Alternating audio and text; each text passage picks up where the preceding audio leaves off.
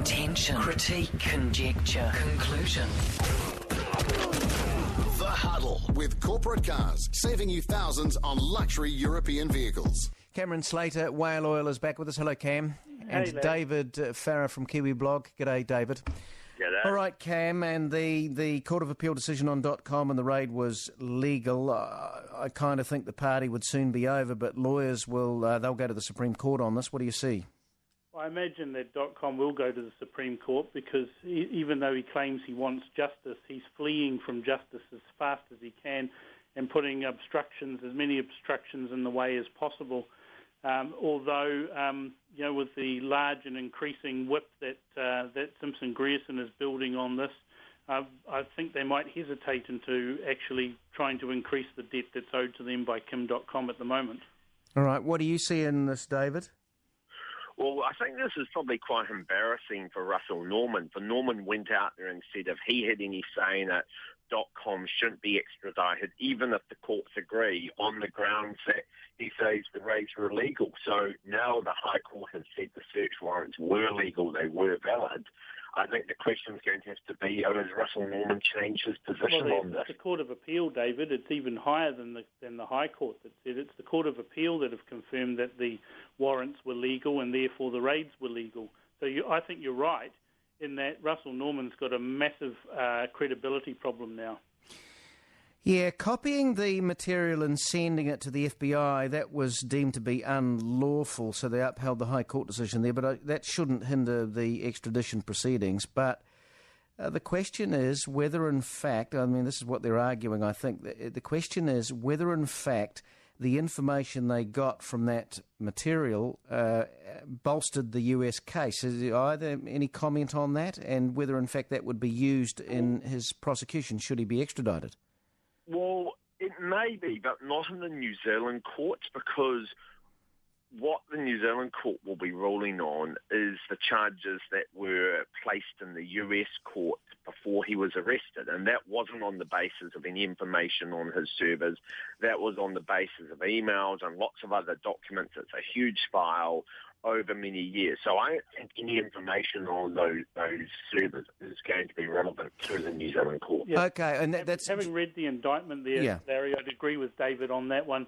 The indictment doesn't refer to any information that's been gained as a result of the raid. The indictment stands on its own merits and matches New Zealand law. So we have money laundering charges, we've got racketeering charges, those sorts of things. This is a lay-down misere now for the extradition. Yeah, well, David, I hear what you're saying there because I've read that thing as well, the FBI file. The warrants for the raids were clearly issued on the basis of the information already gathered by the US agencies. That's why they got the warrant to raid in the first place. Absolutely. Let's not overlook it was wrong for these clones of the information. It's not the original information to be handed over at that point in time. There will presumably be some consequence for that. But I don't think one can argue that infringement is of any significance in terms of whether the extradition proceedings are valid or not. Come back in a moment. David Farrar, Cameron Slater on The Huddle. It's now 15 to 6. It's election year, and it's Larry Williams Drive with ANZ, supporters of New Zealand's Winter Olympic team, on NewstalkZB. Back on The Huddle, Cameron Slater and David Farrar. Cam, on .com's debts, the Herald had a story today of something like over $600,000 of debts, creditors out there. They're not getting any money. I suspect there's much more. What do you know about this? I know that there is far more than the amount that the Herald published. I have a full list of creditors that I've managed to obtain, and I've also got overseas creditors as well who are owed a considerable amount of money, some of them hundreds of thousands of dollars. And this is all at a time when he spent, from my sources, tell me it's something in the order of just over $2 million promoting his Decidedly Average album, going to rhythm and vines, flying around in helicopters, having lavish 11-day holidays in the South Island and Queenstown, while these creditors, many of them plumbers and electricians and people like that, are going without payment for services. And I might add, this is payment for services post the raid as well. Post the raid. But yeah, okay, but it's hard to know. David, how he pays the likes of the rent for the mansion and the stuff on all the buses when his funds are frozen, well, for very good reason, because the allegations are money laundering, one of them. What do you see in all of this? Well, he's making decisions on what to spend the money he does have on.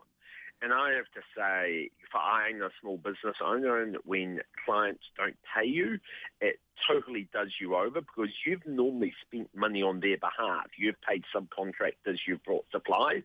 So you've got these small business people, these tradespeople who are owed tens of thousands, and they're seen on the news every night that he's in a helicopter, he's at the Hooker Lodge, he's got every bus in Wellington has his photo grinning from Auckland. It, and in Auckland. And he's saying, sorry, I can't pay you. I'm amazed the story's taken so long to come out because these guys must be really angry. Well, I would be. I've been going on about it for weeks on end, and the other people that aren't included in that list are, of course, the many, many staff members who have been ripped off their wages. I'm in contact with plenty of those, and a lot of them from around the world, and we're talking about some people who come from countries where you're somewhat impoverished compared to New Zealand, and they're owed thousands of dollars as well. It's an absolute outrage. He was planning to spend several $100,000, I believe, on a birthday party, and he won't pay $15,000 to the people who work on his mansion. I'm sorry, all businesses can have periods of trouble where they're unable to pay suppliers. That's unfortunate. But when you're spending so much money on yourself and you won't pay your suppliers, it's a really bad look. Well, I'll tell you what also is a bad look is when the Herald's playing catch-up and they use the person who's saying, I think Kim will morally come forward with the money without disclosing that person who's making that quote in the newspaper is currently employed as the property manager at the mansion and is on a full salary from Kim.com. Thank you for coming on the program. That is Cameron Slater and David Farrar. NewstalkZB, it is now 9 to 6.